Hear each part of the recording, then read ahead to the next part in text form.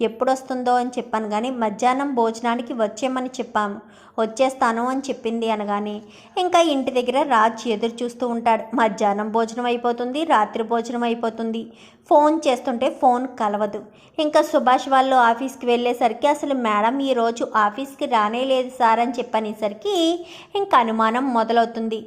ఏంటి కళావతి గారు ఆఫీస్కి వెళ్ళలేదా, మరి ఆఫీస్కి వెళ్తాననే కదా బయలుదేరినట్టున్నారు అనగానే అదే నాన్న మాకు అర్థం కావట్లేదు, ఆఫీస్కి వెళ్తాననే బయలుదేరింది, మరి ఈలోపు ఏం జరిగిందో ఏంటో తెలియదు అనుకుంటూ ఉండగానే ఈలోపు యాదగిరి కాస్త కుంటుకుంటూ వస్తాడు. వచ్చేసరికి ఏమైంది యాదగిరి, ఉదయం అనగా కావ్యతో పాటు వెళ్ళావు అనగానే సార్ కావ్య మేడంని ఎవరో ఎత్తుకుని వెళ్ళిపోయారు సార్, నన్ను కొట్టేసి పక్కన తుప్పల్లో పడేశారు, నాకు ఇప్పుడే మెలకువ వచ్చింది సార్ అని చెప్పనేసరికి ఎవరు తీసుకువెళ్ళారు అనగాని తెలియదు సార్, ఎవరో ఇద్దరు మనుషులు వచ్చి కావ్య మేడంని తీసుకుని వెళ్ళిపోయారు అని చెప్పనేసరికి కావ్యని ఎవరు తీసుకువెళ్తారు, ఆ యామనికి తప్ప వేరే ఎవరికి అంత పని లేదు, కావ్యను యామనియే ఏదో చేయించుంటుంది అని చెప్పి ఇంట్లో వాళ్ళంతా అనుకుంటారు కానీ పైకి మాత్రం చెప్పరు.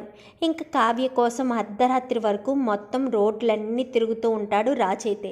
ఇటు మిగిలిన వాళ్ళు సుభాష్, ప్రకాశం, కళ్యాణ్, అప్పు వీళ్ళంతా కూడా తిరుగుతారు. ఎంత తిరిగినా కావ్య జడైతే తెలీదు. ఇంకా రాజు ప్రతిరోజు కావ్య కోసం వెళ్ళడం రావడం, యామినితో పాటు బయటికి వెళ్ళడం జరుగుతూ ఉంటుంది. ఏంటి బావా ఏమైంది అని చెప్పాను కానీ కళావతి గారు కనిపించట్లేదని కానీ ఏదో అర్జెంట్ పని నుండి ఎక్కడికైనా వెళ్ళిందేమో, ఇంటి దగ్గర ఆ విషయం చెప్పడానికి అవకాశం లేదేమో, అలా ఎందుకు ఆలోచించకూడదు, పైగా మన పెళ్ళికి వేళ గోల్డ్ కొనడానికి వెళ్తున్నాం, మంగళసూత్రాలు అవి నువ్వు ఖచ్చితంగా వచ్చి తీరాలి బావా అని చెప్పనేసరికి ఇంకా పనుల్లో హడావిడి చేసేస్తుంది.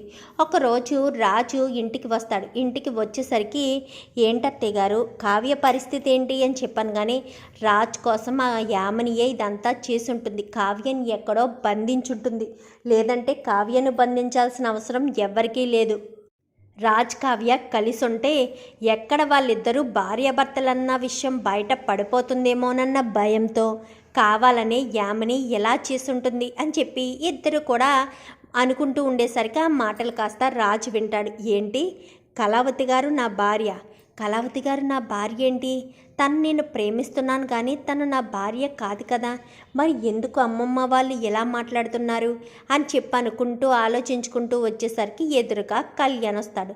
కళ్యాణ్ రావడంతో కళ్యాణ్ చేపట్టుకుని పక్కకు తీసుకువెళ్తాడు. ఏంటన్నయ్య ఏమైంది అనగానే నిజం చెప్పు కళ్యాణ్, నువ్వు అబద్ధం మాత్రం చెప్పొద్దు అని చెప్పనేసరికి దేని గురించి అన్నయ్య, నువ్వు దేని గురించి అడుగుతున్నావు అనగానే కళావతి గారు నాకు ఏమవుతారు అని చెప్పనేసరికి అది అన్నయ్య ఏమవుతారు, వదిన్ని నువ్వు ఇష్టపడుతున్నావు కదా అని చెప్పాను కానీ అబద్ధం చెప్పొద్దు, నిజం మాత్రమే చెప్పమని చెప్పాను కదా కళ్యాణ్ అని చెప్పనేసరికి అది అని చెప్పాను కానీ నువ్వు గనక చెప్పకపోతే నా మీద ఒట్టే అంటూ ఇంకా కళ్యాణ్ చేత రాజు ఒట్టేయించుకుంటాడు. ఒట్టేయించుకునేసరికి అంత మాట అనొద్దన్నయ్య, చెప్తాను, వదిన ఎవరో కాదు, నువ్వు తాళి కట్టిన నీ భార్య, నువ్వు అమ్మ అని పిలుస్తున్నది ఎవరినో కాదు మీ అమ్మనే, నేను నీ పిన్ని కొడుకుని, ఇంట్లో వాళ్ళందరూ కూడా నీకు బంధువులే, నీ ఇంటికే నువ్వు అతిథిలా వచ్చి వెళ్తున్నావన్నయ్య అని చెప్పనేసరికి ఒక్కసారిగా షాక్ అయిపోతాడు. మరి యామని అనగానే యామని నువ్వు గతం మర్చిపోవడంతో యామని నిన్ను పెళ్లి చేసుకోవాలని,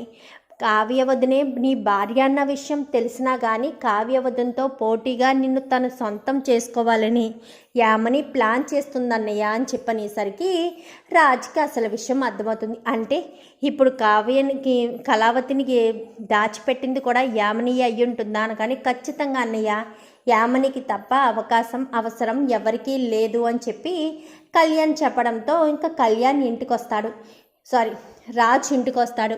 ఇంటికి వచ్చేసరికి యామిని అయితే ఫోన్లో మాట్లాడుతుంది. ఎట్టి పరిస్థితుల్లో దాన్ని వదిలిపెట్టద్దు, అది పెళ్ళయింత వరకు కూడా బ్రతికే ఉండాలి, పెళ్ళయిన తర్వాత పెళ్ళి నా మెడలో రాము తాలి కట్టిన మరుక్షణం దాన్ని వదిలిపెట్టేయండి, అప్పుడు వరకు దాన్ని వదిలిపెట్టద్దు అని చెప్పి ఇంకా యామిని ఫోన్ మాట్లాడుతూ ఉండగా రాజ్ ఆ మాటలు వింటాడు. అంటే నాకున్న అనుమానం నిజమేనన్నమాట, కళ్యాణ్ చెప్పింది నిజమే, కావ్య బ్రతికే ఉంది, అది యామిని దగ్గర బందీగా ఉంది అన్న విషయం తెలుసుకున్న రాజ్ అయితే ఏం చేయాలని ఆలోచిస్తాడు. ఇంకా పెళ్లి పనులు అవి ఇవి అంటూ చెప్పేసరికి అవన్నీ కూడా చేస్తూ ఉంటాడు రాజైతే. చేస్తూ ఉండేసరికి కావాలని చేస్తాడు, యామినికి బుద్ధి రావాలని.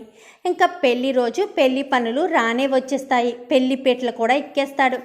కావ్య కనిపించకపోయినా నువ్వు యామినిని పెళ్లి చేసుకుంటావా అనగానే చేసుకుంటాను అని చెప్పి కర్కశంగానే మాట్లాడతాడు. ఎందుకంటే ఏం మాట్లాడినా అక్కడ రుద్రాని యామినికి చేరవేసేస్తుంది కదా అన్న అనుమానంతో అలాగే మాట్లాడతాడు. మాట్లాడేసరికి ఏంటి అపర్ణ ఇలా మారిపోయాడు రాజ్ అనగాని, అదే నాకు అర్థం కావట్లేదు అత్తయ్య అని ఇద్దరు కూడా అనుకుంటూ ఉంటారు. ఇంకా రాజు పెళ్లిపెట్లు ఎక్కేస్తాడు, తాళి కట్టడానికి సిద్ధపడి ఉంటాడు. సిద్ధపడి ఉండగా యామిని కట్టు బావా అని చెప్పనేసరికి, ఏం కట్టాలి? తాళి కట్టాలా? నా మనసులో నువ్వు లేనప్పుడు నీ మెల్లో నేను తాళి కట్టి జీవితాంతం బాధపడుతూ ఉండమంటావా ఏంటి అని చెప్పాను. కానీ అదేంటి బావా, నీ మనసులో నేను లేకపోవడం ఏంటి అనగానే, నేను ప్రేమించేది కళావతిని, నేను పెళ్లి చేసుకున్నది కళావతిని, కళావతి నా భార్య అన్న విషయం నాకు ముందే తెలుసు అని చెప్పనేసరికి ఒక్కసారిగా షాక్ అయిపోతుంది. నా కళావతిని ఎక్కడ బంధించావు అంటే, కళావతి నా కంటి ముందు కనిపించకపోతే నీ మెళ్ళో తాళి కట్టి పెళ్లి చేసేసుకుంటా అనుకున్నావా? అలా ఎలా అనుకున్నావు యామిని?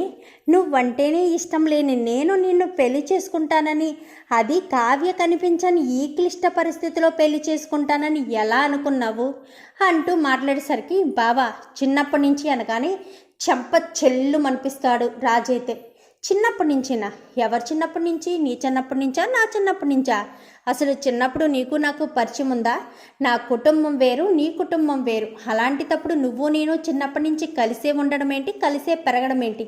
నువ్వు మాట్లాడింది, నువ్వు చేసింది అంతా అబద్ధమని, నువ్వు కట్టుకథలు ఆడేవని, అసలు మీ అమ్మ నాన్న నాకు ఎలాంటి సంబంధం లేదని, మీకు నాకు ఎలాంటి రిలేషన్షిప్ లేదని నాకంతా ముందే తెలుసు అని చెప్పనేసరికి ఒక్కసారిగా షాక్ అయిపోతుంది యామిని. అది కాదు బావా, నాకు నువ్వంటే అని చెప్పాను కానీ, వద్దు యామిని, ఒక మనిషి ప్రాణాలు తీసేంత ప్రేమ నాకు అవసరం లేదు. నువ్వు కావ్యను అడ్డు పెట్టుకుని నన్ను సొంతం చేసుకోవాలని చూస్తున్నావు. అక్కడ కావ్యను నువ్వే నీ మనుషులతో కిడ్నాప్ చేయించావు. కావ్యను నువ్వు బంధించేసి నేను నీ మెళ్ళో తాళి కట్టేస్తాను అనుకున్నావా? పగటికలలుగానే కంటున్నావా ఏంటి? అలా ఎలా చేస్తాననుకున్నావు? నేను ఎంతో ఇష్టపడే కళావతి గారు కనిపించకపోతే నేను కళావతి గారిని మర్చిపోయి నీ మెళ్ళలో తాళి కట్టేస్తాను అని భ్రమపడ్డావా ఏంటి అంటూ మాట్లాడేసరికి, అది కాదు బావా అని చెప్పాను కానీ, ఇంకా చాలు యామని, నువ్వు నాతో చెప్పింది చాలు, నన్ను పిలిచింది చాలు, వదిలేసే. నీకు నాకు సెట్ కాదు, ఒకప్పుడు సెట్ కాదని వదిలేశాను, అయినా నా వెంట పడుతున్నావు. ముందు నిన్ను కాదు మీ అమ్మ నాన్నలు అనాలి. నిన్నింత ప్రోత్సహించి పరాయి ఆడదాని భర్తను సొంతం చేసుకోవాలని నువ్వు చూస్తున్నావన్న విషయం కూడా వాళ్ళకి తెలిసి వాళ్ళు నోరు మూసుకుని ఊరుకున్నారు. వాళ్ళ పెద్దరికం మంట కలిసిపోయినట్టుంది. కూతురి జీవితం బాగుంటే చాలా, ఎదుటి వాళ్ళు మీ కూతురు లాంటి వాళ్ళు కాదా? వాళ్ళు మాత్రం మనుషులు కాదా? వాళ్ళకు మాత్రం బాధలు ఉండవా? అవేమీ అర్థం చేసుకోకుండా ఎంతసేపు మీ కూతురు గురించి ఆలోచించుకున్నారు. మీ కూతురు గురించి ఆలోచించుకుని మీ కూతురు గురించే చూసుకున్నారు. మరి మిగతా ఆడపిల్లల సంగతి ఏంటి? కళావతి సంగతి ఏంటి అంటే, కళావతి జీవితం ఏమైపోయినా, కళావతి చనిపోయినా నీకు మాత్రం ఇబ్బంది లేదు అంతే కదా? నీ మెడలో మాత్రం నేను తాళి కట్టేయాలి అంతే కదా అని చెప్పనేసరికి, అది కాదు బావా అని చెప్పాను కానీ, వద్దు యామిని, నువ్వు నన్ను కన్విన్స్ చేయాలని చూడొద్దు. నువ్వు తప్పులు చేసావు, తప్పుల మీద తప్పులు చేస్తూనే ఉన్నావు. వదిలేసే, ఎక్కడితో అన్నీ వదిలేసే, నన్ను కూడా వదిలేసే అని చెప్పి రాజ్ కాస్త చాలా కోపంగా అక్కడి నుంచి వెళ్ళిపోతాడు. చూద్దాం మరి రాబోయే ఎపిసోడ్స్లో ఏం జరుగుతుందో. వీడియో నచ్చితే లైక్ చేయండి, ఛానల్ని సబ్స్క్రైబ్ చేసుకోండి, పక్కనే ఉన్న బెల్ సింబల్లో ఆల్ పై క్లిక్ చేయండి. Thank you for watching.